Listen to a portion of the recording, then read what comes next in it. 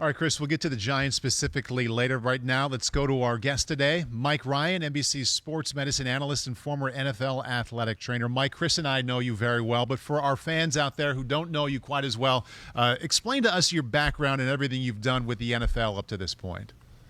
Okay, Paul, good seeing you guys. And Chris, I was a head athletic trainer with Jacksonville for 20 years. And before that, starting in '88, I was an assistant athletic trainer and physical therapist for the New York Giants. And I retired from the Jaguars in 2014 and have been very fortunate to be on the Sunday night crew on the NBC staff since 2014. There's a lot of credibility tucked in there. What I hear, though, is at some point we get Mike on for Simms stories. Well, yeah, he definitely saw me running around the locker room as an 8, 9, 10-year-old, stealing gum, running into the trainer room with him and Ronnie Barnes being a crazy idiot as a little kid. So Mike was always great to me, though, man. Thanks for joining us. My pleasure. I remember those days well, Chris. You were a speedster. And I remember thinking, how can a kid this small with small hands like that at 7 years old throw a spiral for 40 yards? Yeah. It was really impressive as a youngster, and those skills were very obvious. Oh, thanks, man. I appreciate that. I really do. Yeah, we have good memories. It was nice of him to throw out that segue with the quarterback because we want to talk about Dak Prescott. Right. Cowboys being pretty cautious with him, Mike. It's been almost 4 weeks now since he's practiced. He has some kind of shoulder injury. What's your concern level? What are your thoughts about Dak missing this much time? Well, I think the concern level right now is moderate, to be honest with you, but he really has not been tested. I think you have to step back a little bit and look what he had with that obvious ankle dislocation fracture, and it was an open fracture as well. So it was a very complicated injury. Did surgery immediately. They put a plate on it, put 10 screws and what they call a tightrope, which kind of cinches the two bones of the shin together. So that was a very extensive injury. And he actually had a second surgery to kind of take out a bone spur and kind of clean up the ankle about 2 months later. So I don't think it's a coincidence that being the right leg as a thrower, as you know, Chris, the back leg, I think that's a factor with what's going on and what we're seeing with that right shoulder. Yeah, that's good. I'm glad to hear you say that because I know Mike's heard me say this, and I do think Dak Prescott, because of that, I do notice some differences in his throwing motion, so I could see that happening. Mike, so now off of that, we hear the shoulder injury, the lat injury. I mean, did you ever have a thrower or anybody through your time with the Jags, the Giants, ever have a lat injury or anything like this? I have, but Chris, it's not an unusual injury for certain football players, but it is a little unusual for a quarterback, and here's why. Most of the mechanism with the throwing comes a lot with the rotator cuff, but people forget that the lat is short for latissimus dorsi, a big muscle in the outer lower back, and it wraps right through the armpit. And I think if you're not getting the power and the mechanics downstairs, so to speak, with the ankle, this being the right ankle, it will affect the shoulder. And with throwers and quarterbacks in the NFL that I saw that had this injury, it was usually when they were throwing a lot on slippery surfaces. Because if they're not getting the power out of the legs, they have to compensate it and bring more to that aggressive internal rotation, if you will, from the shoulder. And both you guys being quarterbacks, you do that drill where you're on one knee, the down knee, and you're throwing.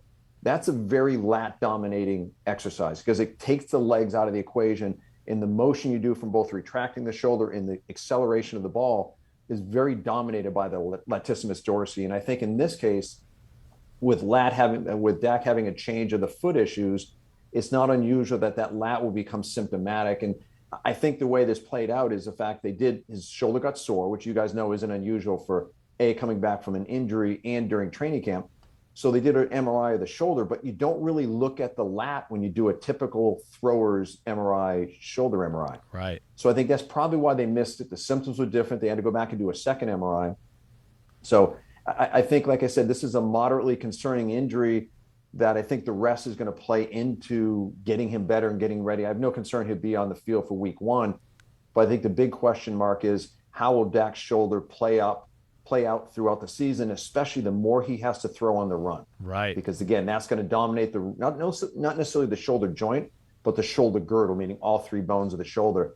And that's going to really test that lat. Last thing on Dak before we move to some of the other guys, just to I'm glad you're saying all this because I've kind of been saying this on TV and the podcast that I thought one affected the other, But yeah, the shoulder, you talk about he hasn't been really tested and all those type of things.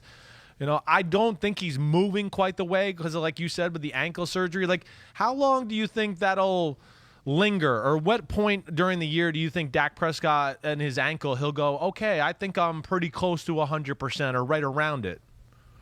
Well, I think the ankle should be fully healed. Okay. Again, he's had plenty of time on that injury.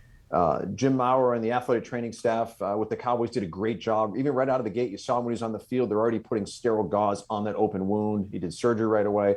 The concern we saw with Alex Smith with an open fracture like he had, right. This is a very different story. The infections did not happen. So I think as far as the ankle and his ability to move and change direction and where it is and strength of the ankle, it should be 100% at this point. So I think it's the rep issue in the volume that he has to do between now and week 1 that's going to set him up for the rest of the season. But I think I see them as two different injuries. Yeah. But they're very much communicated with one, because if he starts moving differently and slower and has to be on the run a little bit more, that's, like I said, the lat is going to the lat issue may resurface. Yeah, gotcha. We all have our eyes on Dak Prescott. I mean, it's the Cowboys quarterback. He had that awful injury last year, but I think there's confidence, Mike, as you're expressing. He'll be out there. He'll probably be just fine September 9th against the Buccaneers. I am concerned at quarterback in Cincinnati about Joe Burrow. About 8.5 months off of a torn ACL and the surgery that came with that. Do you think he'll be at 100%? He hasn't played in the preseason yet. Is it possible to consider him at 100% when we get to early September? It should be, but we haven't seen a lot. And the little things that we're hearing from the head coach saying he's just not ready. Joe himself is saying it's a mental issue. Those are the things when you start hearing those creep out and you see that in the eyes of a quarterback coming back from an injury. That's concerning, because there's a couple factors here, guys. Is number one, it wasn't just an ACL, it was an ACL and an MCL. So when you get the MCL involved, now there's a little bit more of that side-to-side stability factor, and that's a concerning issue when you come to someone with a knee injury, especially someone who, as you guys both know, you're stepping into oncoming traffic, that being the lead leg, right? Him being his left leg as a right-handed quarterback. So that's a concern. So really him gaining the confidence, getting the reps that he has to do, and know he feels good, because right now, you guys know, they're out there with a red jersey. No one's going to get anywhere near them. So if you're feeling a little skittish and uncomfortable when people are around your feet, when you're in pretty much a bubble, that's a concern when the big guys come to you, hit you for real, starting week 1. So I think I'm a little concerned about this, because I think he has to feel better, and it's just not a thing you want to, give him a good speech to get better. He has to get those reps with what you need to do. And right. The thing I used to do with ACL players with ACLs coming back from that, believe it or not, I'd work on tumbling drills and getting them used to getting on the ground and rolling, and even the ground hitting it, and them changing direction and landing on the ground, because that's a mental hurdle. Getting ACL players, and I've rehabbed over 70 of them in the NFL, getting them to 80% is easy. Right. That last 20%, that's the secret sauce, and that's the trick that these guys need, especially a quarterback who's got a big target on him when he has that football in his hand, in that position, again, it being its lead leg. No doubt about that. And he brings up the MCL thing. That's kind of interesting to me what you're saying there too, because again, we look at Joe Burrow, pocket quarterback, but we talked about it so much. He's a slippery mofo, and he moves really well. That is a big part of his game, is just slide and move and get out of the pocket, running for 10 yards. Mike, I'm with you.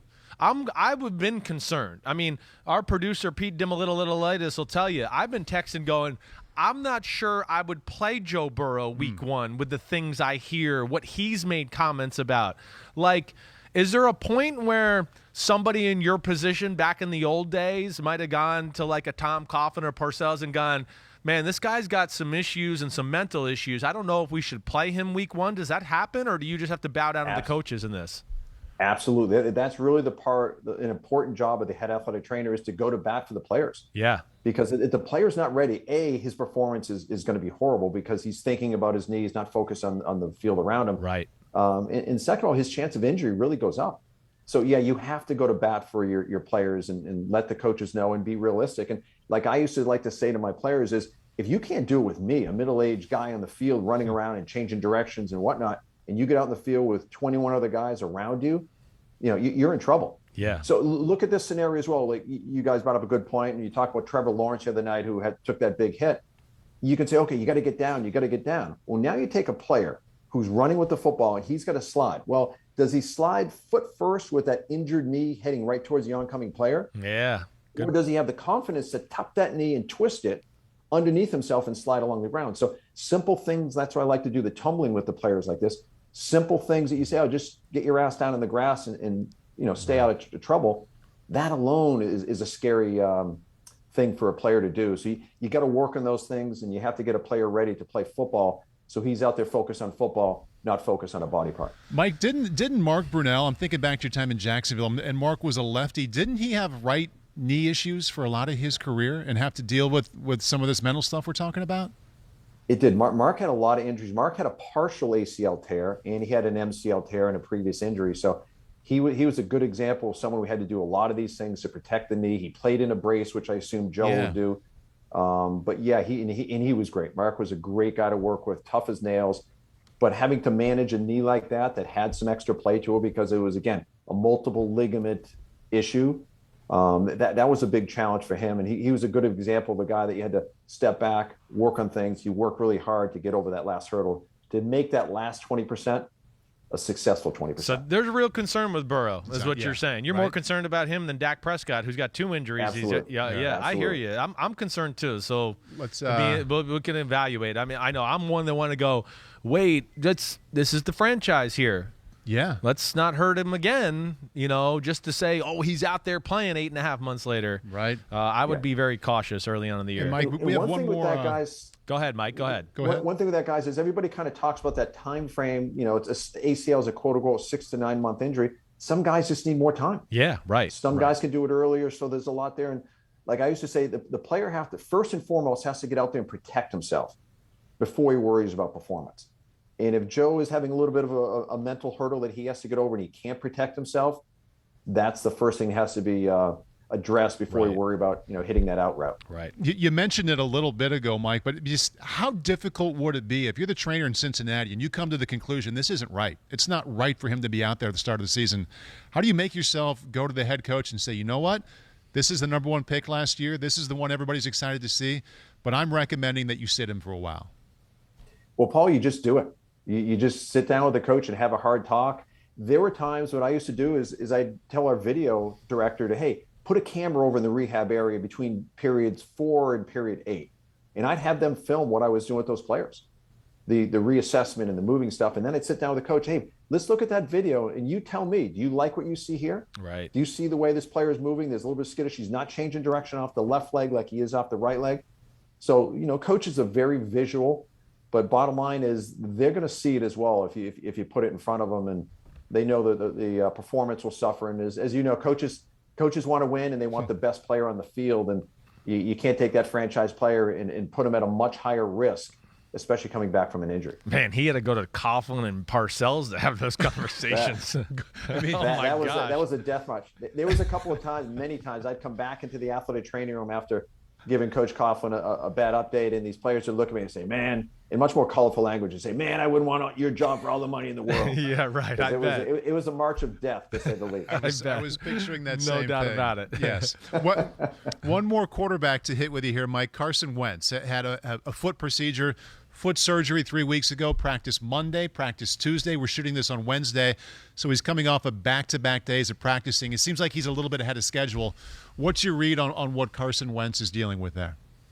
I think he's going to do fine with this, Paul. I think what he had is a little bit of a bone chip in the forefoot. They went in there and kind of plucked that bone out. And like you said, it took 3 weeks to him get back in the field, but it wasn't very long. You saw him walking around the field without a boot on. He was moving well without a limp. So right there, that tells you the fact that they can be aggressive in his rehab. It was not a stability issue. So those ligaments of the forefoot get really tricky.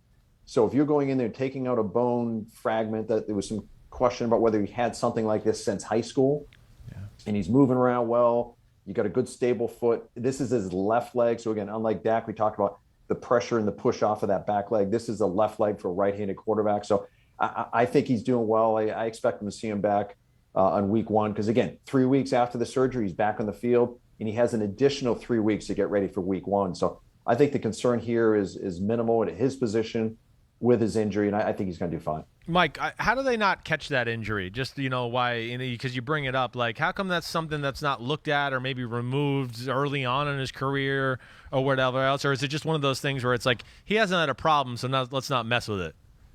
Well, it's a good question, Chris. And I think if you look at it, when we look at injuries and do the x-rays and MRIs, if we had to go in and take out every little bone fragment and loose body part that's been in joints, we literally would line half the locker room up at the operating room because you know, if it's not bothering you and it's there and it's not an issue, let the sleeping dog lie. Right. Is that considered Lisfranc still, even with that? No, that's not. Okay. The Lisfranc issue, like Etienne has the issue, that's more of a stability issue. The Lisfranc is a mid-foot sprain that has involved the ligaments and the stability of that forefoot. In this case, it's just a loose body part that, by the aggressive nature, the way they handled it, I do not think it was ligament related. Okay. Mike. And we wanted to hear a little more about the Lisfranc because Travis Etienne out for the season. You explained a little bit kind of what it is. Why is it like an ACL in the sense that it's a guarantee to be out for so long? And we're looking at some pictures here, Mike.